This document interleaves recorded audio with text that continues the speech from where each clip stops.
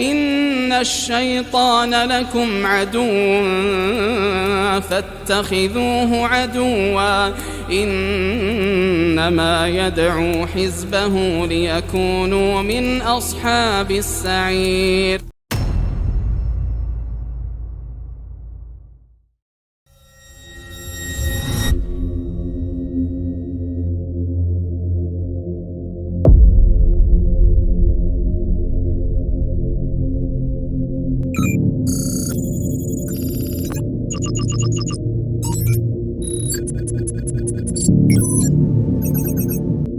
Mind control کا مطلب کسی انسان کے سوچنے کے عمل، رویے، جذبات اور فیصلوں پر قابو پانا، چاہے وہ نفسیاتی طریقوں سے ہو، جسمانی طریقے سے ہو یا کسی ایسے طریقے سے ہو جو نظر نہ آئے، جیسے جادو وغیرہ۔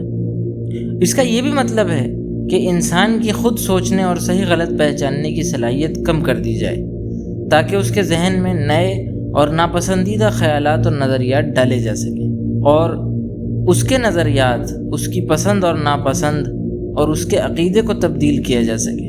آج کے دور میں ایسی خاندانی نسلیں جنہیں ایلومیناٹی یعنی روشن خیال لوگ کہا جاتا ہے، وہی سب کچھ کنٹرول کر رہی ہیں۔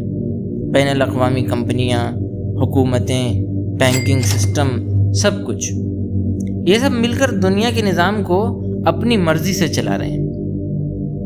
یہ بات واضح ہے کہ دنیا کی آبادی کے مقابلے میں ان لوگوں کی تعداد بہت کم ہے، مگر مقصد یہ ہے کہ پوری انسانیت کو ایک ذہنی قید میں ڈال دیا جائے تاکہ یہ چند لوگ اکثریت پر حکومت کر سکیں۔ ہمیں کسی بڑے مقصد کے لیے ذہنی طور پر تیار کیا جا رہا ہے۔ یہ سب کچھ اتفاقیہ نہیں ہو رہا۔ ہم عام لوگ جو دنیا کو سمجھنے کی کوشش کر رہے ہیں، ہمیں دکھائی دیتا ہے کہ سب کچھ ایک عالمی حکومت اور کنٹرول کی طرف جا رہا ہے۔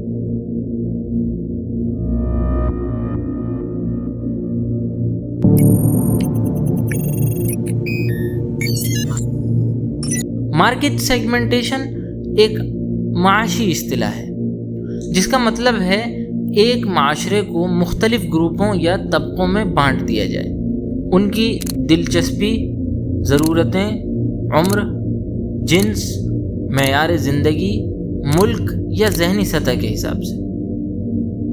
بالکل یہی کچھ آج کی دنیا میں ہو رہا ہے۔ طاقتور طبقے نے سوسائٹی کو مختلف گروپوں میں تقسیم کر دیا ہے اور ہر گروپ کے لیے الگ پروگرام اور نظریات تیار کیے گئے ہیں تاکہ ان پر آسانی سے حکومت کی جا سکے، اور جو ہتھیار وہ استعمال کر رہے ہیں وہ ہمارے گھروں میں بلکہ ہماری جیبوں میں ہیں۔ اسی لیے تعلیم کا نظام تباہ ہے اور وہ ٹھیک بھی نہیں ہو سکتا، کیونکہ جو لوگ اس ملک اور دنیا کے اصل مالک ہیں وہ نہیں چاہتے کہ تعلیم اچھی ہو۔ وہی بڑے سرمایہ دار لوگ اصل میں سب کچھ چلاتے ہیں، حکومتیں، پارلیمنٹ، عدلیہ، سب کو خرید چکے ہیں۔ میڈیا بھی انہی کے کنٹرول میں ہے۔ ہر سال اربوں ڈالر صرف اس لیے خرچ کیے جاتے ہیں تاکہ ان کے مفادات محفوظ رہیں۔ آپ کو صرف یہ دکھانے کے لیے سیاست دانوں کو لایا جاتا ہے کہ آپ کے پاس اختیار ہے، حالانکہ آپ کے پاس کوئی حقیقی اختیار نہیں ہوتا۔